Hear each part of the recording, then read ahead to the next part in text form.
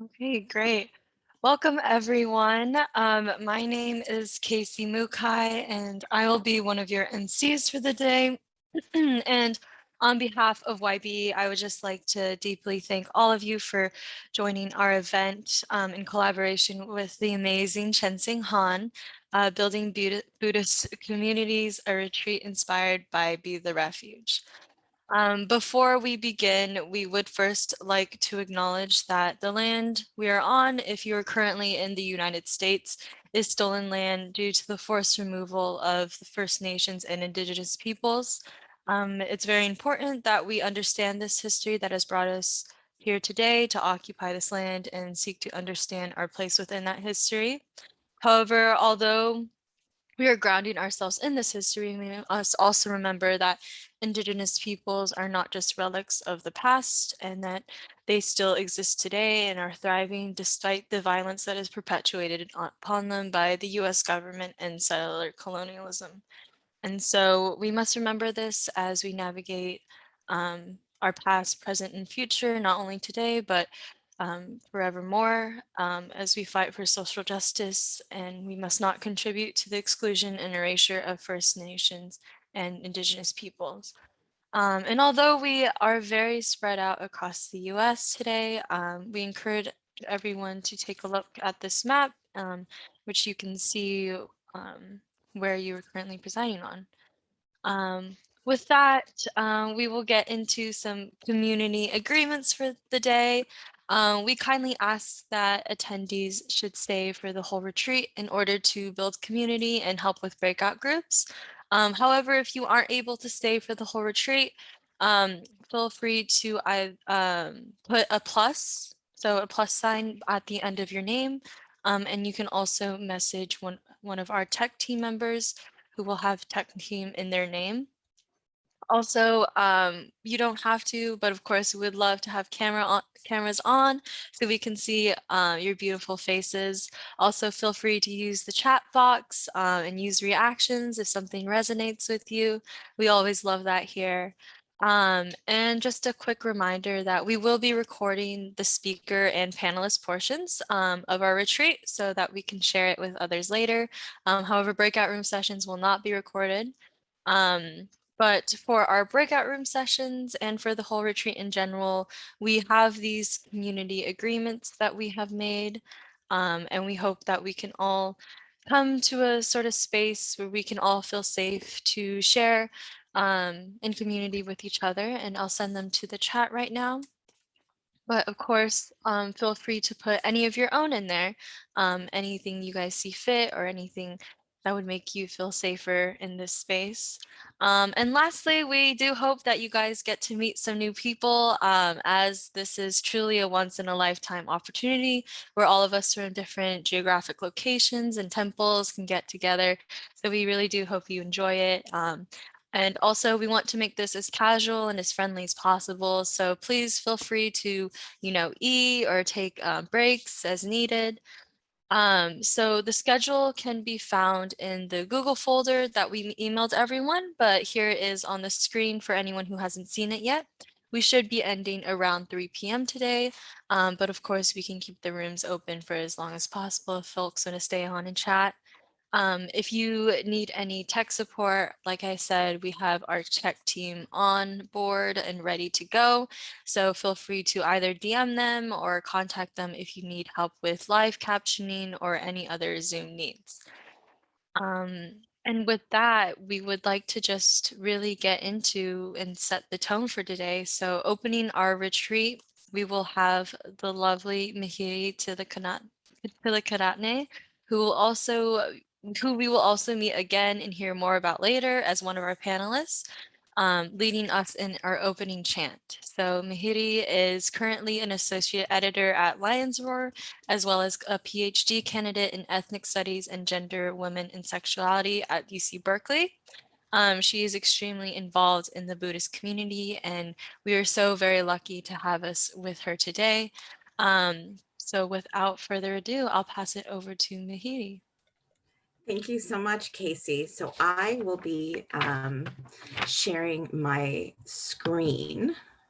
because I want us to all be able to see this PowerPoint. So just sort of making it easier on all of us.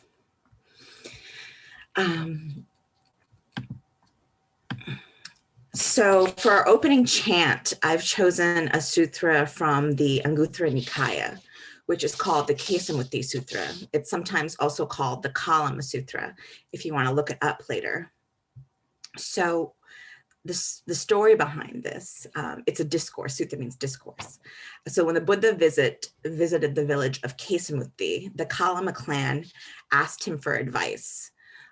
They said that many ascetics and teachers come to Kesamutti to explain and extol their own teachings while dismissing and criticizing other ascetics' teachings. The Kalamas tell the Buddha that they have doubt, and they ask him who they should believe. And this opening chant is part of the Buddha's answer. Just a note before I begin. I've divided up some words with dashes in order to make pronouncing the words easier, because there are a lot of consonants in some of these words. So apologies to any Pali scholars out there for being grammatically incorrect, but it will allow us to share in this chant together.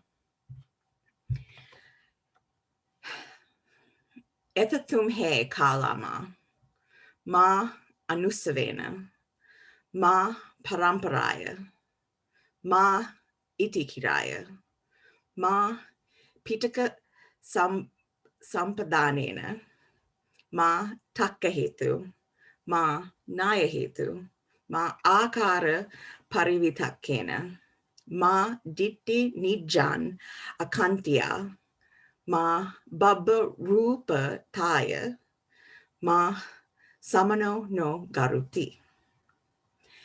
Yadatumhe kalama, attanava janeyata, ime dhamma kusala, ime dhamma anavajja, ime dhamma vinyupasatta, ime dhamma samatta samadinna, hitaya sukhaya samvatantiti. Atatumhe kalama, upasampaja vihare yat. Which means, do not go, kalamas, by what you have heard passed down and retold, nor by what has been passed down through tradition, nor by hearsay, nor by what has been handed down in texts, nor on the basis of conjecture, nor on the basis of inference, nor by specious reasoning, nor by bias towards an idea after thinking about it, nor by the seeming competence of the speaker, nor by the thought, this monk is our revered teacher.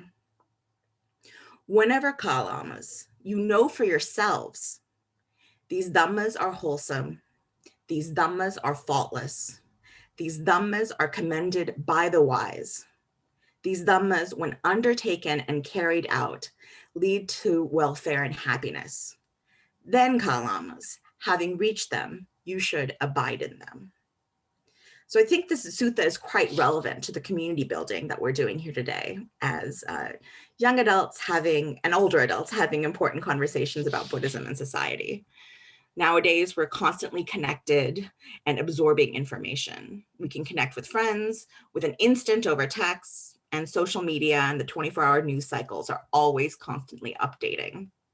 So to be present and aware with all this information bombarding us is a skill that we must cultivate.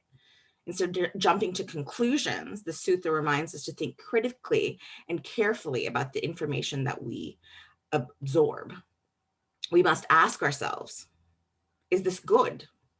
Will this lead to the betterment of all beings? And if so, we should accept it and live up to it. Thank you.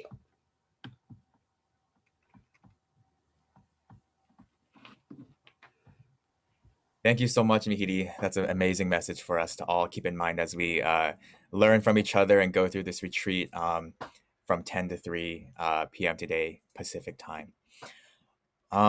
Just a reminder, if you are going to be leaving early today, please put a plus at either the end or the beginning at your name, because it will help our tech team know if you'll be leaving early, because they will be breaking us out into breakout rooms for a few times. And if you're also a facilitator or a panelist, please put an asterisk at the front of your name, just like I have it and Mihiri and the other facilitators have it as well. And that will also help us out with breakout rooms. So thank you for that. But also thank you to our supporters, our readers, and our workshop attendees, and more who have contributed to the community and platform that YBE stands for today. For those of you that are new with us here right now, or this is your first time hearing about us, welcome. The Young Buddhist editorial was started in January of 2020 by a group of young Japanese American Jodo Shinshu Buddhists while at a YMA retreat at Seattle Betsuin. Actually, many of them are on this call right now today. We were started with the intention of creating a space and platform for young Buddhists to foster growth, community, and interconnectedness while creating a dialogue between young Buddhists and other generations of Buddhists.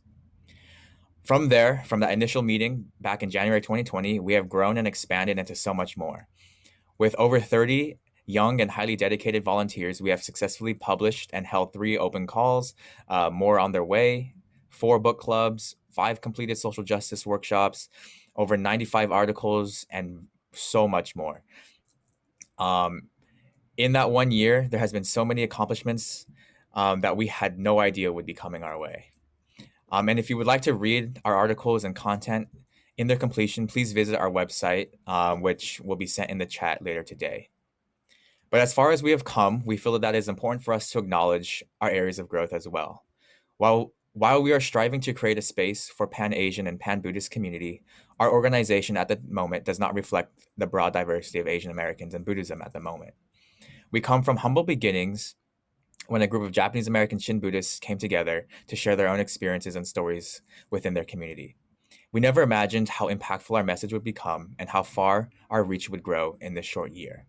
As we continue to grow, we hope that we can be a voice for Pan-Asian and Pan-Buddhist solidarity, voices, and experiences, as well as uplifting and highlighting the voices of other marginalized Buddhists within our community. And now, with that brief overview and sort of scripted overview of YBE, it is my honor to introduce Chenxing Han, one of the other facilitators and planners of this amazing retreat. Chenxing Han, as many of you know, is the author of the amazing book, Be the Refuge, Raising the Voices of Asian American Buddhists.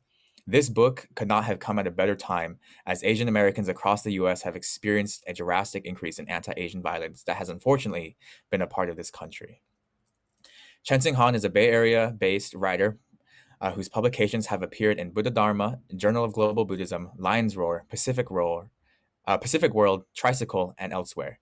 She holds a BA from Stanford University and an MA in Buddhist Studies from the Graduate Theological Union. After studying chaplaincy at the Institute of Buddhist Studies in Berkeley, California, she worked in spiritual care at a nearby community hospital in Oakland. Her first book, Be the Refuge, Raising the Voices of Asian American Buddhists, was published by North Atlantic Books in January of 2021, so a few months ago.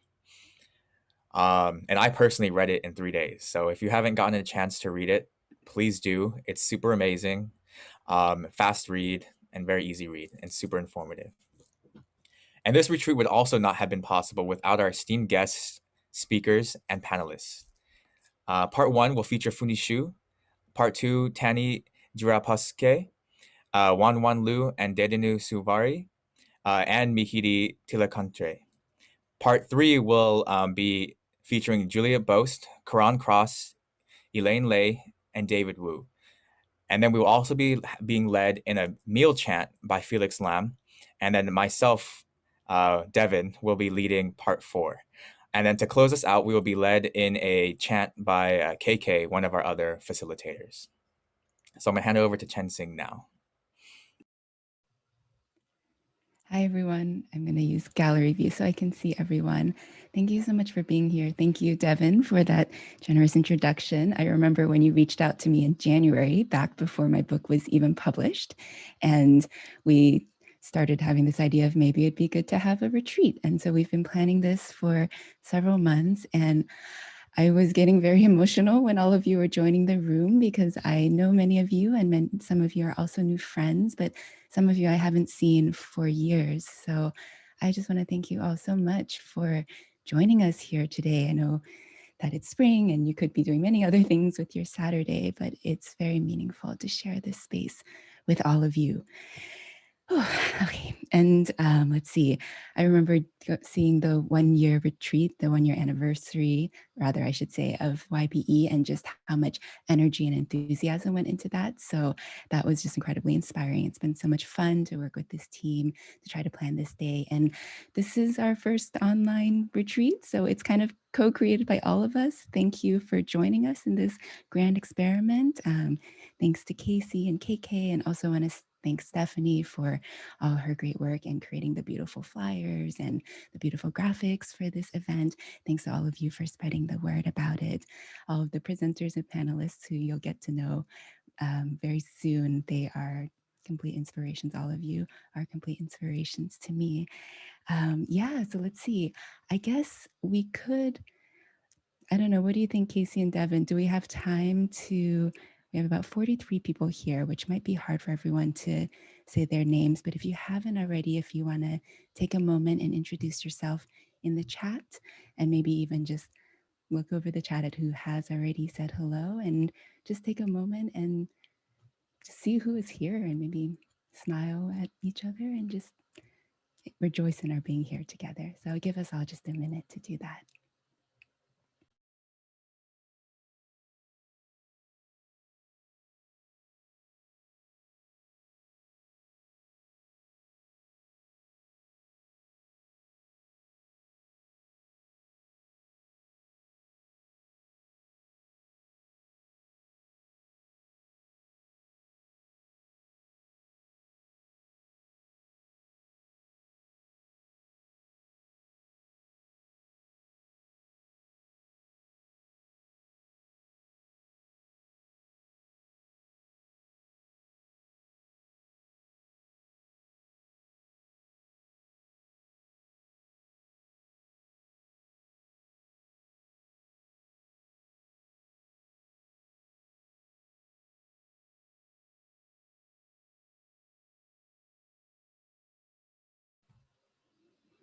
And also, if you see someone you know, feel free to, I think you're able to chat them, directly as well. So like Casey said, within the limits of Zoom, which is always a little bit awkward, we're trying to make this just as friendly and casual as possible. So I think if people are ready, we can start a little bit early for our first session. So the way we structured today is we decided to have 4 sessions inspired by the 4 sections of the book. So the sections, I'll show a PowerPoint in a minute, but for this first section, it's based first session, it's called Trailblazers, and I'll be joined by the wonderful Funi Su. And so I'm going to introduce Funi based on, I'm very old fashioned, so I printed out everyone's, and I kind of wish I could like paste these all up just like on my wall because you all are such inspirations to me, like I said. But let me introduce Funi. So Funi Su, PhD, is an assistant professor of American Studies at San Jose State University. She is a transdisciplinary scholar whose work melds American studies, Asian American studies, education, Buddhist studies, and other fields to examine US empire and knowledge construction. She received a PhD in education with a designated emphasis in women, gender, and sexuality from UC Berkeley. And prior to her academic career, she was an elementary school teacher in Los Angeles Unified. And she was raised and continues to practice in a Taiwanese humanistic Buddhist tradition and is a more recent student of the Jodo Shinshu tradition. And I also just want to add that I know Funi is an amazing advocate for her students now at San Jose State. I'm always very moved by that.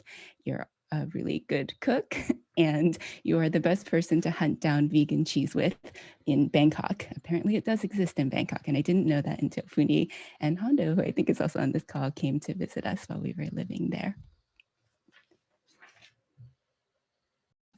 Good morning, everyone. Hi, I'm so excited to be with you all this morning. I just want to introduce my cat, one of the many animals that I live with. This is Kisa, and she's in one of her many beds around the house. So she's just going to be managing everything. I call her the office manager. So she's going to be joining us, and she kind of is setting the tone because we would like to share the intention for this first session entitled Trailblazers by situating the idea of who is a trailblazer within two, I think, like concepts that are essential to this framework of what a trailblazer is. And the first concept is spiritual friendship, spiritual friendship. And the second one is community. So in order to build spiritual friendship and community and to then think about trailblazers in American Buddhism, we want to kind of use this idea of community and use this idea of sharing stories as a method. And all that is to say that Kisa is here to help establish this more informal tone that we're going to be using in our building community, in our establishing spiritual friendship, to share stories with you all today. So we're really prioritizing the sharing of stories as a method. And this is not going to be an academic talk. This is more like each other recognizing each other, and in that way building community, and in that way building the bonds, or in Mandarin there's this phrase called 结缘. 结缘, I'll put that in the chat. And it's essentially the idea of making connections or kind of like tying knots. I think I have it there, yeah. Tying knots or building connections. So that's what we're trying to do today. And then I think I want to start with sharing a story, my first story about how I came to know Chenxing in relationship to this idea of spiritual friendship. So when I think about this story, we met, I think in like 2013 through an event at the Buddhist Peace Fellowship that the Buddhist Peace Fellowship organized in Oakland, California. But I like to think about this story as happening before that, and maybe even lifetimes before that, because it brings to my mind the idea of karma and how you might 结缘 or make these connections or tie these knots of relationships for lifetimes and build on to the current condition and being able to cross paths with certain people in this current lifetime. And so in 2013, I think we were all in this larger space, and Chenxing and I specifically in this larger Asian American Buddhist community, even though we didn't know each other then, by the very nature of us being Asian American and Buddhist. And then also because we had shared interests in learning more about the Asian American Buddhist community and the history and how this history has been erased, then we were kind of like put in this karmic sphere together, even though we hadn't quite yet met. But then I feel like many conditions brought us together, including the conditions of our research interests and our curiosities about American Buddhism. But we got closer and closer in this karmic circle until we did meet and we shared conversations. And as I said, I think this was in 2013. So it's been quite a number of years now. Oh, geez, almost 10 years that we've known each other and built on this friendship. And it's through that we not only strengthen a spiritual friendship, but we were able to build community with each other. And through that community, part of what we did individually in our own work was to highlight the trailblazers in Asian American Buddhist history and in the history essentially of all of American Buddhism. And also part of what we did in being able to build community with each other was expand community. And one of the ways that we did that was working on this recent project that you might all have watched or participated in live virtually by attending the live stream, which was the May We Gather National Buddhist Memorial for Asian American Ancestors. So I'm going to stop my story there so Chenxing can share her story about her friendship with Erin Lee.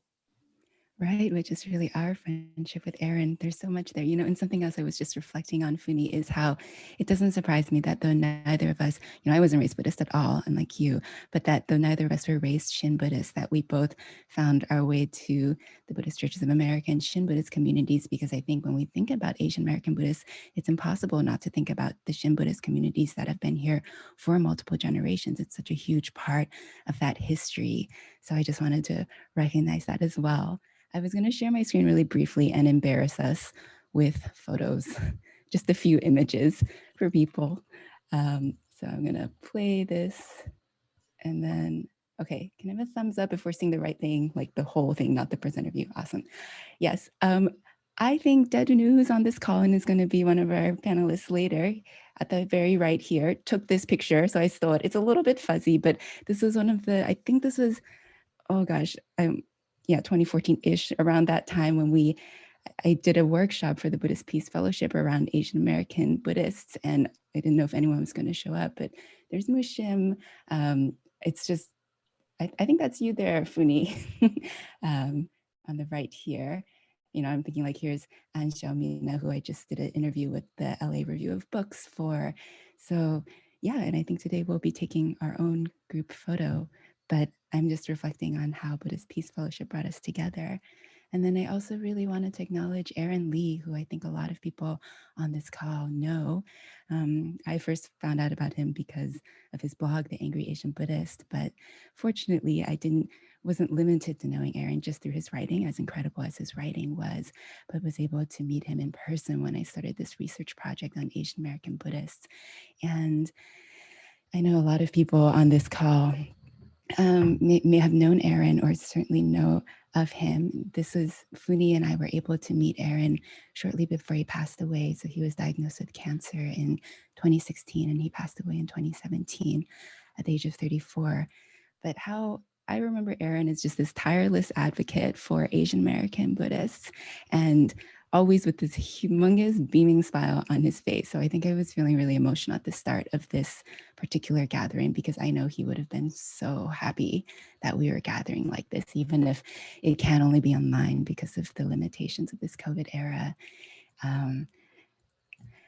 Yeah, and I'm thinking of how, you know, Funi, you and I wrote these pieces. So I want to especially highlight your piece here on the right. We've been here all along and surfacing some of this history. And then I think my work has been a bit more contemporary, but you know, here's a picture of Gabrielle, who's up in Seattle and wasn't raised in the Shin Buddhist community, was raised with a lot of different traditions. She's a quarter Japanese, but ended up finding a sense of home and community there. And then how happy Aaron was when he saw the pieces in these magazines that have so historically really highlighted white convert voices and contributed to the marginalization and erasure of Asian Americans. So yes, let's see. Here we are talking about Trailblazers, and I wanted to here are the books that some of you have read. And then, like I said, today we'll be having 4 sessions, and the sections of the book are Trailblazers, Bridge Builders, Integrators, Refuge Makers. So Trailblazers really focused on multi-generational Asian American Buddhists, especially the Shin community. Bridge Builders, second generation Buddhists like Mihiri and people from a lot of wide range of ethnic backgrounds whose parents raised them as Buddhists in their country. And then Integrators will be people like myself who weren't necessarily raised Buddhist or who practice really a different form of Buddhism than they grew up with, kind of like converts, but for various reasons, we don't always claim that identity of convert. And then finally, Refuge Makers. So for today, that'll be a session led by Devin, a kind of interactive writing workshop. But for the book in particular, it's a weaving together of the voices in all of the previous sections.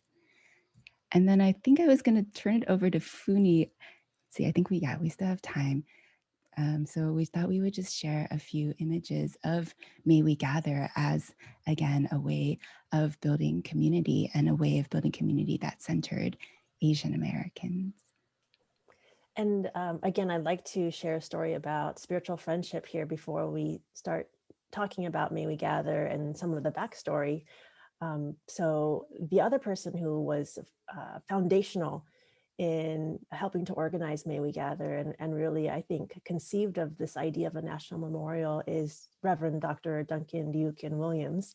He's not here today, but I just wanted to name him as somebody that is part of this, like a tripod of organizing for this event, and who Chenxing and I had also both cultivated a relationship over years around shared interests in regards to Asian American Buddhist trailblazers, and really making known that history recovering that history as an academic and I feel like activist project. And then also in regards to then rewriting the narrative of American Buddhism and correcting the narrative of American Buddhism. So in that spiritual friendship, in that shared interest, we came together, not for the first time. I think that's what I'm really trying to stress here. It wasn't for the first time. It's because we had already built community in different ways. And with that foundation, we were able to come together for something like this, to then extend this idea of a gathering so that it will be what we thought initially a national gathering, but then quite rapidly turned into an international gathering because we had participants from different parts of Asia, from different parts of Europe, and maybe even further. And because there's a recording, who knows where else it's going to reach around the world, but to extend this idea of gathering, extend this idea of community. Okay, so this is a image that we use to publicize the event. And Chenxing has shared that the people on the bottom really stood out to her because of the colorfulness and the way that it reflects what she's experienced of Southeast Asian traditions around Buddhism. And then the moon demonstrates both this idea of kintsugi that we later used in the ceremony, this notion of joining and embellishing fractures or elements that might look like imperfections, but really kind of making that beautiful and celebrating that and making it a part of making that piece whole once more. And then the lotus flower, which is a common symbol that's used in different forms of Buddhism around the world. So that was really how we envision kind of a visual idea of May We Gather. And then can we go to the next slide? I think we have a series of photographs after this. Okay, so this is setting the context for both the anti-Asian sentiment, this most recent wave that we were responding to, which included the vandalism of Asian American Buddhist temples. And so the broader conversation about anti-Asian violence recently, or in this most contemporary form, has mostly focused on this broad category of Asian American or Asian Pacific Islanders, and not so much on Asian American Buddhists and what's been happening to them. So our event, May We Gather, was highlighting both of those and how in many ways they actually can't be separated when you think about it in regards to the history of American Buddhism in the United States. And so that article also highlighted why we were conducting the live event at the host temple of Higashi Honganji Temple in Little Tokyo, because it was one of the Buddhist temples that was vandalized during this period. And I should say too, that it's not just in this current wave that's most usually defined as within the pandemic period, but that vandalisms at Buddhist temples had been happening since the very beginning of American Buddhism. This has just been ongoing, and it hasn't really received the attention until this moment of the broader Asian American violence because of COVID. So when we think about the vandalism in regards to Asian American Buddhist temples, we should know that it's not really ended, and it's continued since the history of American Buddhism in the 19th century with Chinese immigrants bringing Buddhism to the United States. It's been something that we've been dealing with. Okay, thanks, Chenxing. So this is an image created by Rob Sato, who created the earlier image that we used for May We Gather. And this wasn't used for the event, but it was used to help rebuild Higashi. And I really like the way that there is a rope being used here by a community of people to pull back up the lantern that had been destroyed and knocked down. And I think the base was set on fire. And this is a lantern from Higashi. And it was used as part of a community support campaign to solicit funds to rebuild. And I think just to solicit energy and sympathy and community around rebuilding Higashi in Little Tokyo. But I really like this piece because it also ties to the idea of using thread that we later on incorporated in the ceremony. And I think we have a picture of that. I'll talk about that a little bit more, but it's also connected back to the lantern later on.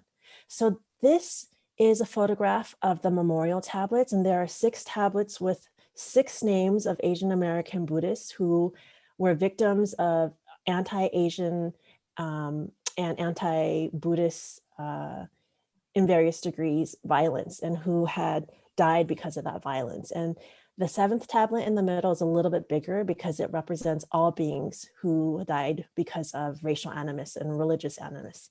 And the 6 names are people spanning from this contemporary period, with the most recent being Yong A Yu, one of the women of Asian descent who died in the Atlanta shootings, who was also a Buddhist.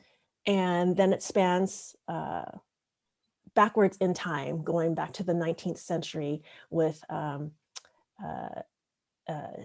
Benning, I think that's how you pronounce it in Cantonese, who died in, I think it was Rock Springs, Wyoming, in one of the largest massacres against the Chinese community in the 19th century. I think the largest was the Los Angeles massacre, maybe a decade earlier. But he was somebody who his remains were found. First of all, he was decapitated. So different parts of his body were found in different areas, but some of his remains were found burnt in the Chinese temple in the area of Wyoming that was vandalized and set on fire. So we wanted to demonstrate the historic nature of the violence that's affected Asian Americans and Asian American Buddhists, and how this is not something new, but this is very much part of our history. And not only is the violence part of our history, but the resilience is part of the history as well. We've continued to rebuild since then. And I just wanted to share another story to make this a little bit more personal. One of the names on one of the tablets, Tianmin Li, he was actually somebody who, his parents lived in this little city that I grew up in called Tustin, California. And he died because he was a victim of a racist attack by somebody who was a white supremacist. And I found out about this because I was in high school when this happened. And I remember being in my morning class, I think it was 0 period or 1st period, and hearing a sudden announcement over the PA system announcing that a body had been found on the tennis courts, and that police were there, and that we weren't to disturb the police, and that we weren't to go out to the tennis courts because they weren't going to be available for use that day. And I remember there was some nervous laughter in the classroom. This was not something that occurred regularly in that community at all. And then later on, when I found out that he was Asian American and the person who killed him was a white supremacist, I remember a distinct feeling of like a confirmation of the fears that I had intuited when I was growing up in Orange County being realized. And then when I found out he was a devout Buddhist, it was a further confirmation of the fears that I had intuited around publicly identifying as Asian American Buddhist. And it really impacted me both in being something that I remember to this day, but also impacted me as somebody who was young, who wavered about whether or not I felt comfortable publicly identifying as being Asian American Buddhist. And it was a moment that proved that the fear that I had felt since I was very young in Orange County was not one that was unfounded. So I wanted to share that story. And I also wanted to share that it was very meaningful to me too, then to be able to have his name be one of those that we were honoring that day. Vinny, I was just going to jump in and just say, like, well, I wonder what your high school self would think of, this today, and how she might have been so comforted to see a ritual like this. I think of how you're talking about Jia Yuan and these threads. And I think in a way, your thread, that connection to Tianmin Li, you were the one who brought up that, we should definitely have him on the memorial tablets as well. And I was just looking ahead. Unfortunately, I don't have a picture of the Buddhist leaders processing out of the temple with the thread, but you can kind of see it in this picture here. The thread was tied to the altar, connecting us all to the Buddha. And I know how Duncan talked about Yong A Yu when we found out, first that she was Korean American. We knew that as the public, but then finding out that she was Buddhist, that she had sons whose father was Black, and so they were mixed race. And it, like, in that moment, we felt that we had then also formed a karmic connection with her, that in a way, she was also this inspiration for this ceremony, this gathering of healing. And we were just talking yesterday about how something that we really appreciate about a lot of the Buddhist communities we've been a part of, including the BCA, is how Buddhism really cares for our dead. You know, we have rituals, we have chant, we have ways in community to really take seriously what it means to these other realms, these people who have passed, our ancestors, those we can learn from. So yeah, I just wanted to add that. And we just have a few more images, but I'll go on to the next one. Thanks, Chenxing. So this was a lotus that was created specifically for this event, and it was inspired by Duncan's very wise and brilliant idea to have an actual lotus that we could gild, because we had been using this metaphor of a kintsugi, and we had been using this metaphor of a lotus, which is significant because it symbolizes awakening, and it symbolizes how this beauty that is represented through awakening actually requires muddy waters in order for the lotus to bloom. And so we wanted to make this something that was tangible and make this something that was one of the centerpieces, quite literally, of the ceremony. And so he was able to be in communication with a North Bay Area artist, James Okamura, who created this by hand, and he put it in the kiln and fired it and just put so much care and detail into creating this beautiful lotus and baking cracks into it so that then our attendees, our monastic and lay attendees that day could come up and actually gild it with the brush that you see in the little pot of the gold paint there. And this is the completed lotus that was completed at the end of the ceremony. And I don't know where it is right now. That's one of the questions that I keep forgetting to ask Duncan. I'm not quite sure if it's still at Higashi or where it's living right now.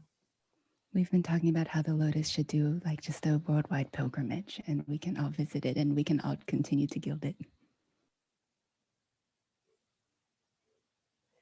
And this is some coverage of the significance of the event. And I think that it is quite important because it shows how through the ceremony, we were able to, on a larger scale, rewrite the history of American Buddhism to do that corrective that I was talking about earlier in the introduction, to really not just honor Asian American ancestors, which was the specific intention of the ceremony, but to recognize this history and recognize them as trailblazers, that people like Xiaobening, Zebening, Xiaobening, or Xiebening, who were at once victims of anti-Asian and anti-Buddhist violence, also the same people who were part of this trailblazing, pioneering immigrant generation that brought Buddhism to the United States. And to see these people not as people who have only suffered, but to see them as people from a community of resilience and a community that paved a pathway for American Buddhism to grow in the United States, and to understand them as trailblazers, and to understand our community now as part of that legacy, and as not just providing support for us in this historical moment with this resurgence of violence towards Asian Americans and Asian American Buddhists, but as part of this longer legacy of trailblazers in the Asian American community. So on the left, we have coverage, coverage from the Los Angeles Times, and then coverage from the New York Times to show sort of both the national spread of this coverage and then also the international spread, because these newspapers are quite well read around the globe as well. And I think this is our last slide because I think we just want to close. Well, actually, before we open it up to breakout groups with everyone, we wanted to just share a few reflections about, trailblazing. And I love these two articles because we're celebrating our host organization, YPE here, Millennial and Gen Z Buddhists, creating this YPE. Devin, I think there you are. Might see some familiar faces here. And then this more recent, amazing video that I won't say too much about because we'll get to watch it in a minute. But I think one thing I just wanted to say on this idea of trailblazing, I think when I started doing research for this book, I'd kind of inherited a story of Buddhism that began in the 60s or 70s with white converts. That's one strand. That's one piece of American Buddhism, but it's not the origin story. And a lot of people actually do take that as the origin story, which of course erases over a century of history and completely erases the BCA. And so I feel collectively, all of us, all of us on this call actually are rewriting this narrative, and we're living a different alternative to what does it mean to be Asian American Buddhist in all of the complexity that that entails. And I think about Duncan's book, American Sutra, and how in it he literally unearthed history, unearthed stories. So I really highly recommend the book for anyone who hasn't read it yet. And I just think about how there are so many firsts, right? Even just from the BCA community, first prison chaplaincies or prison ministries or hospital chaplains or the first Buddhist in space, or there's so many firsts within that community that we don't really learn about. And I think there's also so many firsts within all of the communities that we're a part of. And so I'll let Funi speak a bit more about this, but we were talking about the ways in which trailblazing continues to happen, right? We continue to make histories, and some days some people will look back at us, hopefully as ancestors, and hopefully, to tie it back to Mihiri's opening chant, they will see us as wise people whom they can draw inspiration from, whom we can give them some kind of guidance when we someday become their ancestors.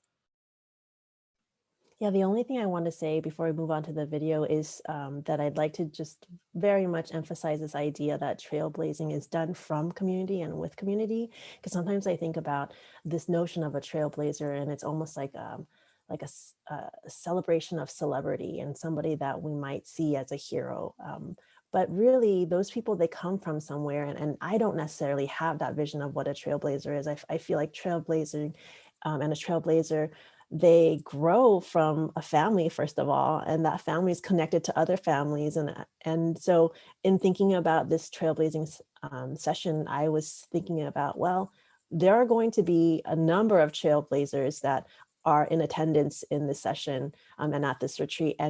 And probably everyone is going to be trailblazing in American Buddhism as we move forward from this retreat. So to really think about this as a start of the initial recognition of, like, when you first met so-and-so, just as Chenxing and I shared our stories of when we first met each other, to have this be sort of the seed or the beginning of the knot that we tie together in our relationship with each other and community building. So I think this video of the work of YBE really encapsulates that idea.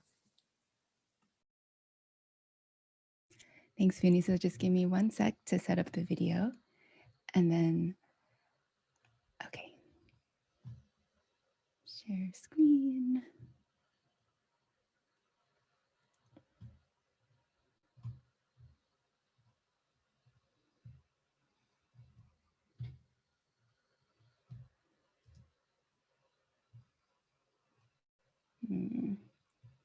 Let's try that again. Welcome to Virtual Dharma School, where these K through 8th grade students from Tacoma, Washington meet every other Sunday to study Shin Buddhist teachings.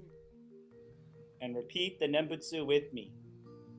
Namo Amida Butsu. Retired elementary school teacher June Akito is the school's superintendent.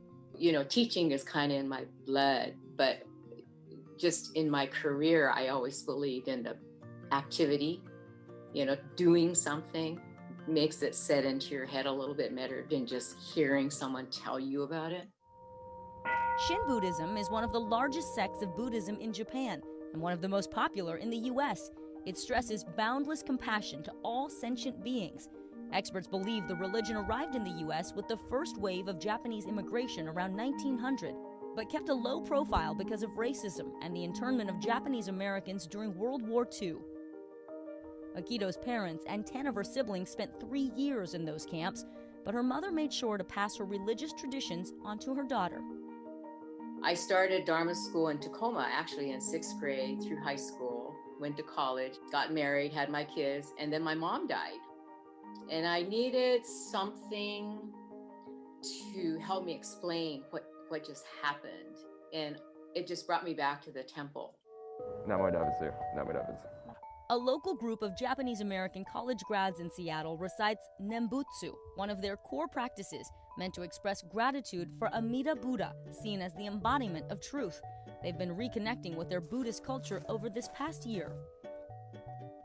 After internment, a lot of our grandparents, great-grandparents, they didn't want to appear different to an average American. So along with that, they didn't teach their kids Japanese. My first name is Trevor. It's not something like phonetically Japanese or something like that. My parents don't really speak Japanese. And one of the things they did keep was the Buddhism as a religion, which is why I think a lot of us cling to it very heavily, because it gives us a sense of cultural identity. To foster that sense of connection, Trevor and his friend Devin Matsumoto formed the Young Buddhist Editorial. It's an online forum that launched in February 2020 as a space for young Asian American Buddhists to share their perspectives on the religion. Matsumoto is the group's president. So we'll start off with these two. I actually was not really big into Buddhism until maybe my senior year of high school. I used to always tell my mom that when I turn 18, I'm going to become a Christian. And I think a lot of that was internalized racism. To be Buddhist wasn't very cool or very accepted. And it was around those times when I was like looking at who's talking about Buddhism in the United States. Most of the times it's not people who look like us, Asian Americans. It's usually more middle-class white men who have come into Buddhism later on in their life. We aren't being represented. We're not being seen. Amid the recent spike of anti-Asian violence and hate, the Young Buddhist Editorial has become a space to discuss these traumas and raise awareness about social justice movements. We've especially been emphasizing creating a space for people to come together and talk about their trauma that they've experienced. Oftentimes in Buddhism, we're told we can't feel anger, we can't feel frustration, we can't feel rage. You know, we are human first. We are people first before we're Buddhists. So we have to understand that these emotions make us who we are.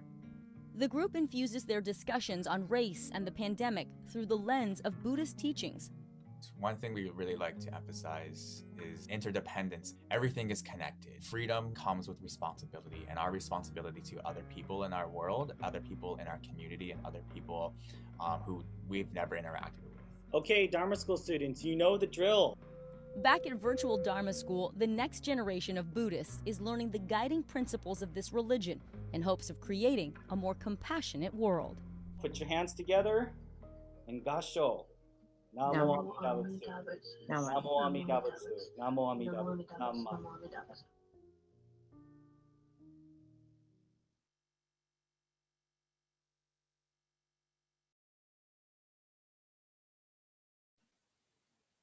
Such a wonderful piece. I'm really glad that Chenxing had the forethought to share that as part of the session. Just really, really great work that's being done. Trailblazing work, I should say. And to move on to our next component of the session, we actually want to have a breakout group discussion, or send you into breakout group discussion so you can do more of an intimate getting to know each other, intimate community building and development of potential future spiritual friendship. And we'd like to send you off with these two questions to ponder and share with each other. So the first question is, who would you say is a trailblazer of Asian American Buddhism in your family or community? Or if you're not Asian American, who is a trailblazer of Buddhism in your family or community? Or you might even, if you're not Asian American, think about who is an Asian American Buddhist trailblazer in your broader community. And then the second question is, if you want to be a trailblazer, if you want to trailblaze, how would you continue in that path? Thanks, Devin, for putting that in the chat. And you might want to copy it and then maybe paste it when you're in the chat. And I think we'll have about 15 minutes for breakout groups. And then, so make sure you divide up the time so everyone gets a chance to speak and chat. And then we'll come back as a big group and do some sharing before we close out this session.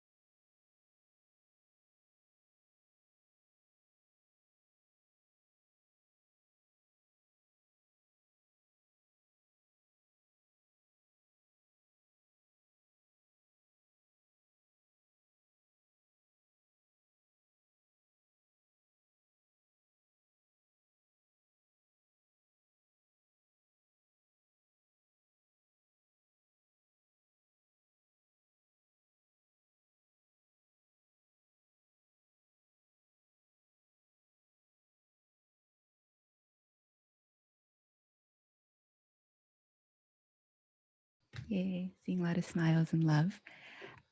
So I think, let me check we have maybe about 10 minutes, 15 minutes or so for this bigger group discussion. We'd love to just hear people share about what came up in their group. So it just kind of,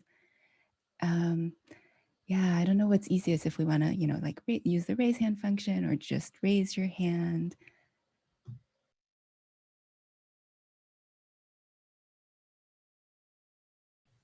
Yeah, I GP. see a hand. Yeah. I really enjoyed the conversation in our group, and something that was so striking to me was just how there was like a spectrum in terms of people's entry points into Buddhism and the trailblazers that they encountered. And something that was so striking to me is that for one person, it was something that they grew up in. For two people, they shared, traveling great distances, whether it was, taking public transportation or renting a car or actually traveling across the globe to encounter those that they did.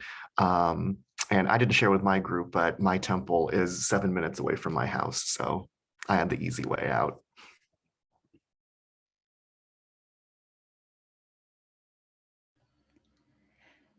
Reverend Tadao Koyama, whom we all saw in the video. Good morning, everyone. I just wanted to say, I don't know if this was intentional or if they did this on purpose, but I was able to get Kondo-san from the Oakland Buddhist Temple, and Reverend Kiyonobu Kuwahara was in my group too. So, but I thought it was a great discussion, because I asked Kondo-san to kind of talk about who he saw as a trailblazer, and he talked about how his family has this deep root of actually not only sustaining the Buddhist community, but helping to build it as well, because he told me his great grandfather had a hand in building the Marysville Temple here in the United States. And then when we go, then of course we have Kuwahara Sensei, who was on the Reverend Kiyonobu Kuwahara, who is the Berkeley Buddhist Temple. I mean, that's a trailblazer in itself, because I think to me, anyone who leaves the comforts of their own country to come to the United States or another foreign country to teach a religion, right? To spread the teachings of the Dharma, that in itself should be recognized as a trailblazing movement. So I asked him a little bit about his over 10 years experience here in the United States, and he talked about his the various experiences out every day as a discovery, but then also just again the challenge of communicating the teachings of Jodo Shinshu in a totally different cultural context from Japan and in the United States. But at the same time, he said that there is a universality in the Dharma as well that can go beyond culture, and that can and while of course culture and that kind of identity is really important to recognize and to continue to hold on to, we also, there also can be, aspects of the teachings that again can reach everybody. So I was really happy to listen to him about that. So thank you very much. And I'm sorry, I'm gonna have to leave shortly after what I just said. So I just wanted to take this opportunity to say thank you to the Young Buddhist Editorial for hosting this, wonderful, wonderful gathering. I'm sorry I can't stay longer.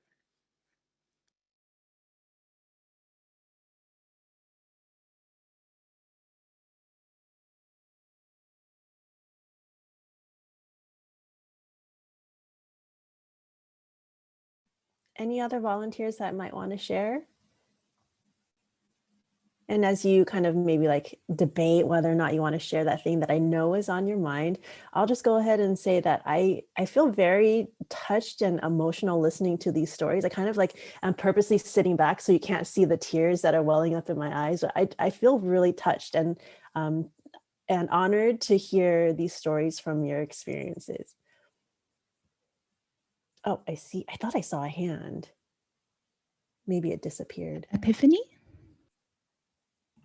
Yeah, I was sharing in my group that my first, you mentioned about trailblazing grow from families, and it was really hard for me to think about it because I never thought of the word trailblazing that way, because, I thought about it the other way, about the individual.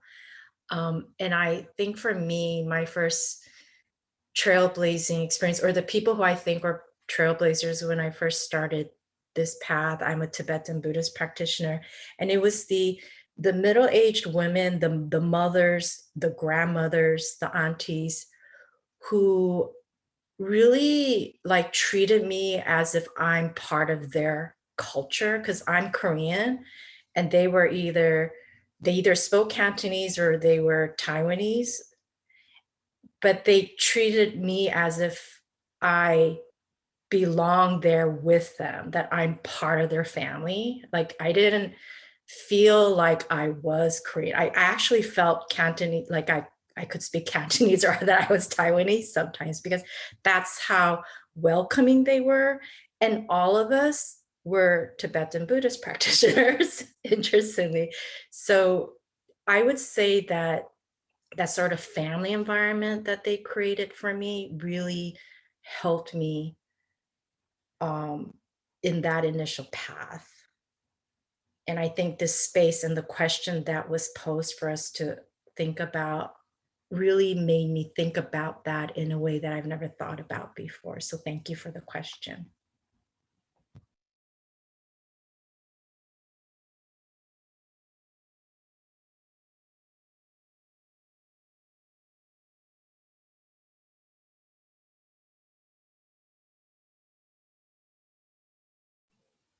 I'm just kind of soaking that all in, and the tears are flowing. So that's also, again, why I'm kind of sitting back so you can't see that, but just letting it all sink in, and feeling very inspired by everything that I'm hearing.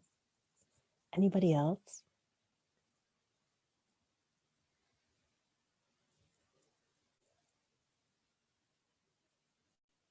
One.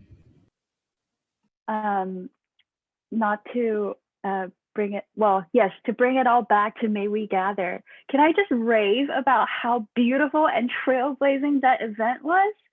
I mean, I was soaked in the joy and the beauty of that event for days afterwards. And then watching it, just tears pouring out, feelings of belonging and gratitude. Oh my God, I cannot thank the organizers enough for trailblazing and creating an event like that brought so many people together, just witnessing the diversity of Buddhisms in that room, the beauty of the lotus and the thread, bringing in together these symbols, artful symbols, into a ceremony that was so beautiful and moving, like a piece of art. I was just so moved by that. I want to say thank you for trailblazing.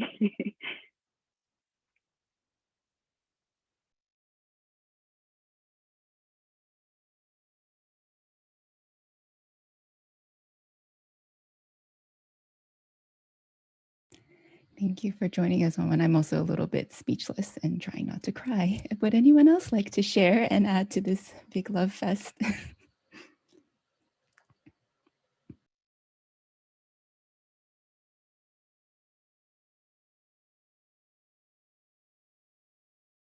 Maybe we can also think about that second question of how you intend to trailblaze in the future, if you do intend to do that.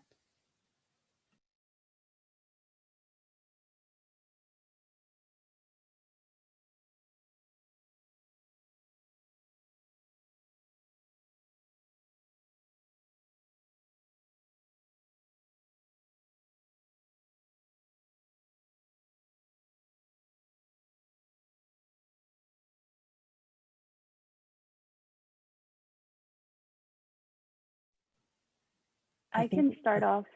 Oh, is no one? Please go ahead. I was thinking on a small note, like a more personal note. I didn't grow up Buddhist, but I'm thinking, because me and Kevin were at the phase of life when we're contemplating having children, of what it would be like to kind of start Buddhist traditions for, a family. And I think that, to me, is a very complicated question. Kevin has more of a roadmap because his family is Buddhist. So that on a personal note, I think to trailblaze for, kids, I'm really trying to seek out a community of people to be with. And I feel like I would need a lot of guidance in that aspect. But on a more, on a larger note, I was talking in the breakout room to everyone that this new format of Zoom makes me feel like, I'm really a part of a larger community, and I'm really enjoying how it's bringing together our, community that could sometimes feel fragmented and spread out across the country, and really creating sense of belonging for me. So I'm thinking that this new format would be something that we can continue into the future.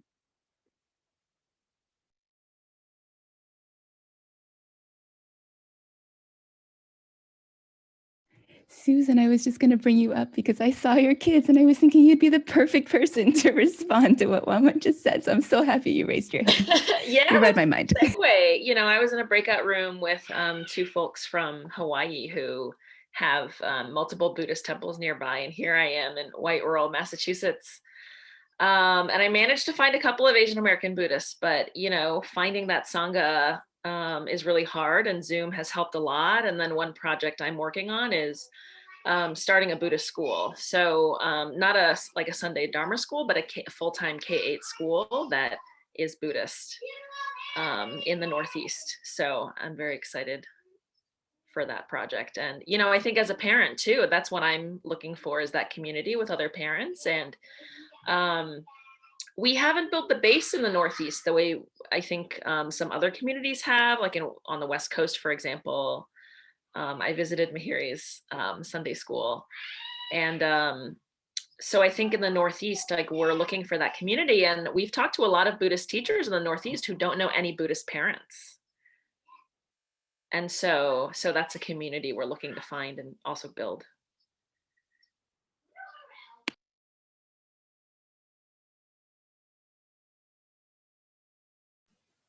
Thank you, Susan, for sharing that and for your work and trying to embark on this much needed and wonderful project. I hope that in this community today, the news of that work will spread, and then it'll just continue to grow and spread after that. And Dwight, I see you have a hand up. Yep. Good morning, everyone.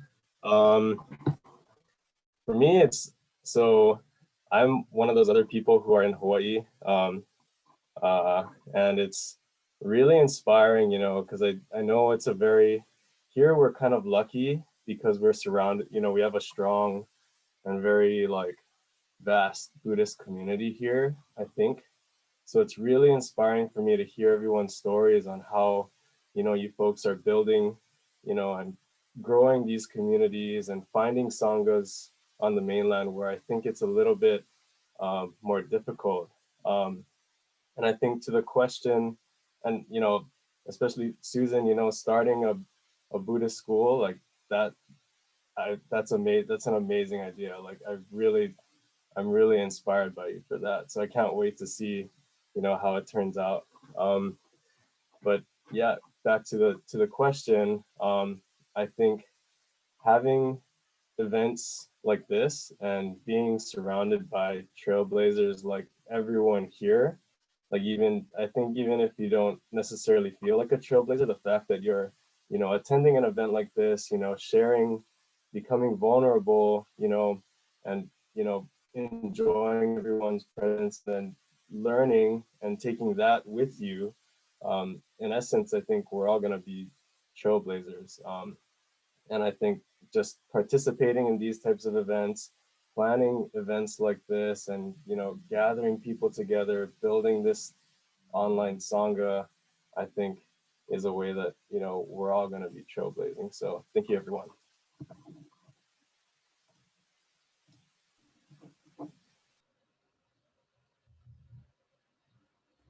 Thank you, Dwight. Susan, did you have something to add? I wasn't sure, or your hand's still raised, but. Oh, sorry, that's just my. No worries. Thank you, Dwight. I think that's a beautiful note to close on. I want to, make sure we are running somewhat on schedule. we were thinking as a way to end, if people are comfortable just typing into the chat, maybe the name of a non-celebrity trailblazer who has inspired you. So just, we can all type it into the chat, and I think we'll have the chat saved afterwards so we can revisit this later and just celebrate the names that are generated.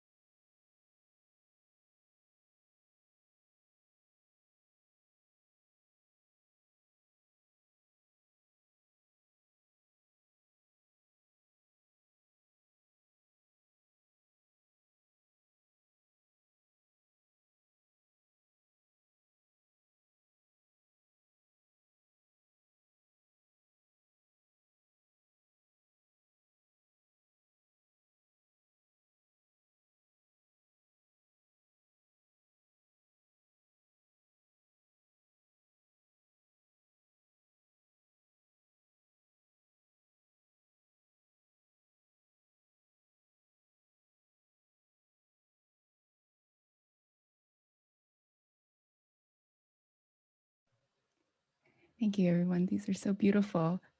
Oh. Okay, we're going to do an experiment to close out the session.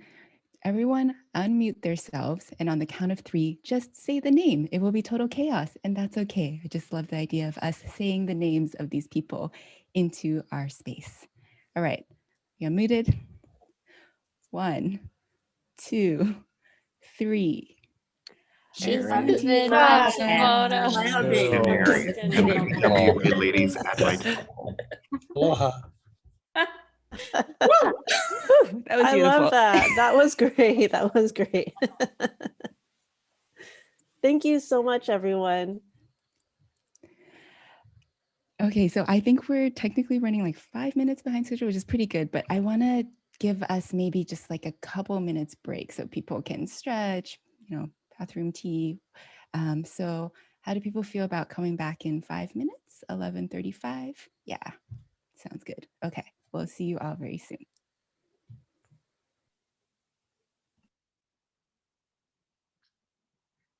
If we do, okay, great. So let me start again.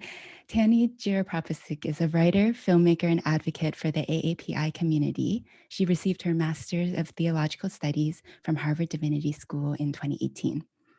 Tani's research focused on female monastic movements within the Thai Theravada Buddhist tradition. Currently, she is documenting the Thai American experience in a short film, and she captured the essence of her own experience in Hyphenated American, an article published in December 2017 in the Buddhist Store. Tani approaches her work from her perspectives as a daughter of Thai immigrants and an American.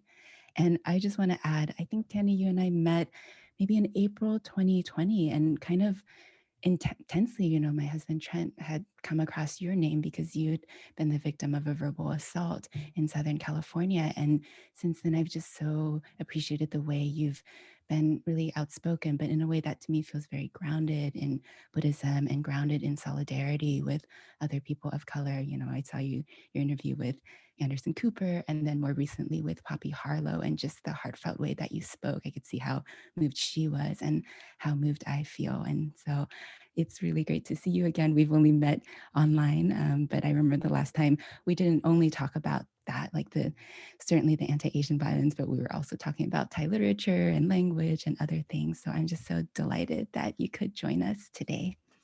Thank you. And then Wan Wan Wu, who you've all heard a little bit from in the last session, is a documentary filmmaker and ethnographer based in Santa Barbara, California. While completing her master's degree in visual anthropology at USC, she made a short documentary, Youth Group, that was shown at several ethnographic film festivals. Set in Rosemead, California, the film explores the ways in which members of Boca Youth Group, many of whom are here with us today, carve out a separate space for themselves in the temple as they struggle to understand the rituals and beliefs of their parents' Buddhism. I cry every time I watch Youth Group. It is an amazing documentary. And when you also have this like video interview with Erin that I've woven into my book, and anyone who's read Be the Refuge knows that part 2 is very much, there's a lot of Wanwan's film woven in it. And I think it's just because you have such a gift, Wanwan, of letting people feel really comfortable and just you have this very warm presence. And so there's friendships, I think, like this theme of spiritual friendship really comes up, I think, through your film. And then in doing my best to render film in words, which is always hard, I think that's the sense of friendliness a lot of readers feel actually is very much indebted to your film in the ways that you bring out these friendships. So I'm really excited to be here. And the last time we were together was also for an online event sponsored by Boca. And I just loved how you wanted to make that really participatory. So that was also inspiring us to try to make this event as participatory as possible. And thank you so much. Okay, and then we have Dedunu Suravira. Jibe is a Sri Lankan American of Sinhalese Theravada Buddhist heritage, born and raised in Staten Island, New York. Dedunu grew up in a budding Sri Lankan community, now spanning over 5,000 Lankans across the New York City metropolitan area. Dedunu's relationship with Buddhism blends her cultural experiences, social justice and wellness, and desire for a deep, loving Sangha, resisting ethno-religious nationalism. Currently, Dedunu works across the intersection of social emotional learning and education as a community school director with a nonprofit and high school in Queens, New York. Sounds like you and Susan should already talk if you haven't already. She has organized in the past on issues related to education, race, and labor. And then I was trying to remember when we met Dedunu, and I think it was also all the way back in 2014 where our mutual friend Anand introduced us. You were in a Desi Thought Luck group and doing a lot around just radical Desis organizing. So yeah, it's been a long time, and we had the pleasure of getting to meet each other in person through that BPF gathering that I showed a photo of earlier. And just, I'm always continually inspired so much by your work. Grateful for you for being one of the people in that "We're Not Who You Think We Are" article that I showed. I showed a picture of Gabrielle, but right underneath was Andy Sue, who some of you mentioned as a trailblazer, and then also Dedunu, you were in that, as well as George Yamazawa, who's a Soka Gakkai Buddhist. So thank you so much for joining us. And then we've all gotten a chance to hear from Mihiri Tilakaratne. Thank you for that beautiful opening. The beautiful opening chant. So let me just read your bio as well. Mihiri Tilakaratne is an associate editor at Lions Roar, where she focuses on Asian American Buddhist issues. She is a PhD candidate in ethnic studies and gender, women, and sexuality at UC Berkeley, where she studies Sri Lankan diasporic embodied memory. She learned Pali and led the Harvard College Buddhist community while getting her bachelor's in history and religion at Harvard. She has an MA in Asian American Studies from UCLA and an MA in ethnic studies from UC Berkeley. At UCLA, she wrote her thesis and directed a documentary, I Take Refuge, on Sri Lankan American Buddhist identity. She founded Sri Lankan Americans for Social Justice. So I think it was Susan who actually introduced me to you, Mihiri, in 2014. And I, of course, love your master's thesis and also I Take Refuge, Mihiri's short documentary. So hopefully we can drop a link to that in the chat so people can watch that. It's really excellent as well. And I was able to weave that into Be the Refuge. And I remember maybe the last time we met in person was 2014, 2015. We were able to have like a couple meals together. One of them was at Taqueria Talavera in Berkeley is what I remember. And I remember you talking about chocolate chip cookies and the way that like rest was really important to the work you do. And that's always stuck with me. It's just like, yes, that's such a beautiful reminder that in our social justice movements, we need to treat ourselves from time to time where we just really need to care for ourselves, whatever that looks like, and take these moments of rest. So thank you so much for being here with us as well. So to introduce this session, One of the questions I asked interviewees was around, is there an object that represents your Buddhist practice or your relationship to Buddhism? And it was really fun to hear people, reflect on whatever object came to mind. So I asked each of our panelists here today to do kind of a show and tell. And I'm very excited because I don't exactly know what we're gonna hear from each of our panelists, but I'm sure it will be amazing.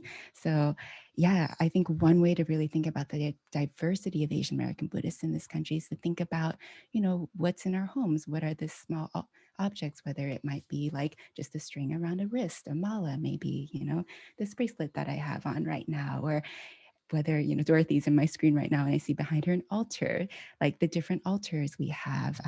I think as we look at these Buddhist objects that often connect us to our cultural religious heritages or the heritages of our own or the ones that we are, coming to know, we learn so much. So without more further ado from me, I think I would love to invite Tanny to first share for your show and tell. Yeah. Let me see if I can share my screen. Okay. Okay, so for me, as I was born and raised in the Theravada tradition, I think growing up, I always took for granted what it actually means to be Buddhist.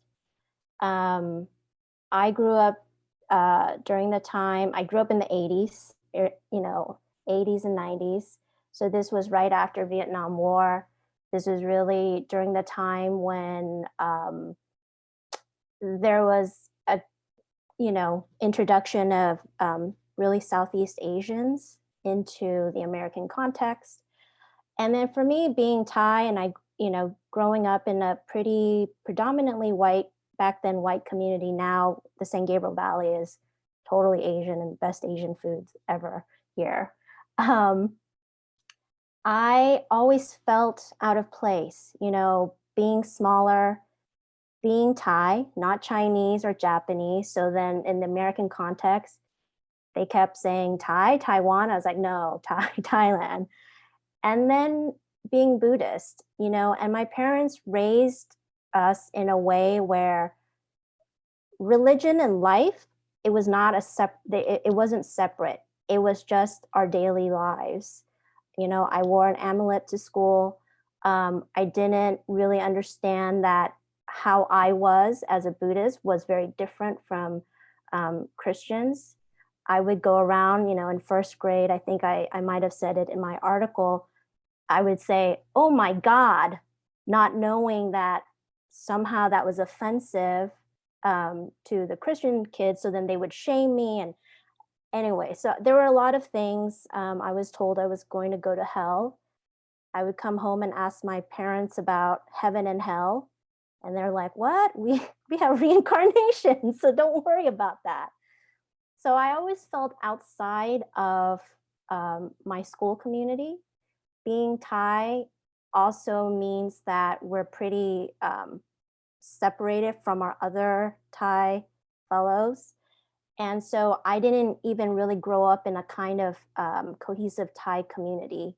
We would go to temple when really my parents had time. They, working class. So I didn't even have that as a grounding source. For me, we've always had this altar in our home. And if you can see the little container, little vase that holds the incense sticks, that's been in our family since the 1980s, early 80s. And it's actually from a Thai restaurant. So you can see the word cuisine on there. So we've repurposed it for this, and it's been in our family forever. The Buddha statue that you see is the rendition that is offered in my mother's hometown in Pitsanulo. It's sort of northern